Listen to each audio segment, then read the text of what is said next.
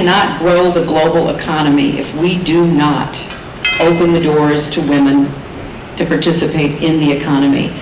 And it's been quite exciting to see a lot of the changes that are going on, but it's also been somewhat distressing to see how hard change still is, including in my own country.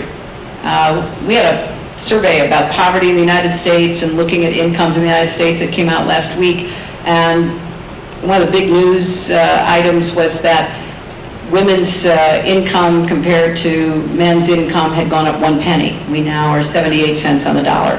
So when I talk about this, I'm not just talking about somebody else in some other region of the world. I'm also talking about developed countries, that we have to keep knocking down those external and internal obstacles that are cultural and religious and based in views of women's roles and their capacities that are just no longer affordable.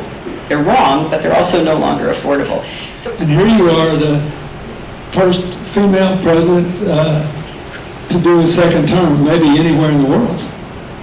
And we're going to, looks like for sure, have 4 more years of a female president of Brazil, the biggest country in Latin America, because the 2 contestants, interestingly enough, both of which came out of different social reform movements in Brazil, are competing with each other in what to an outsider is a fascinating race.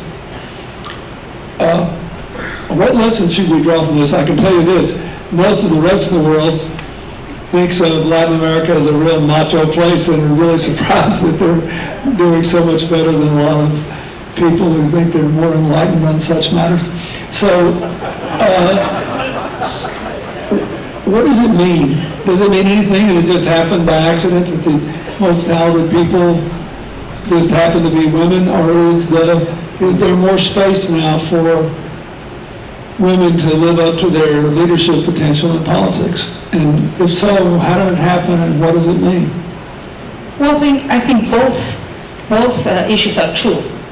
But we should not misunderstand what's going on. I also won the second run competing with a female candidate. That was first time in Chile. And probably I'm the first president re-elected, I mean not immediately, from the 20s in my country. It's not very frequent. But having said that, if you look at Chile, for example, you have a female president of the Republic, a female president of the Senate, a female president of the biggest trade union, a group of confederation of trade union. The 2 biggest universities, the heads of them are girls too. So there is a lot of space now that there's not possibility sort of a veto for female in the country. But on the other hand, we're still so far away where we should go. And there's still a lot of macho men in Latin America. So it's not the perfect world for women. Still, it's not.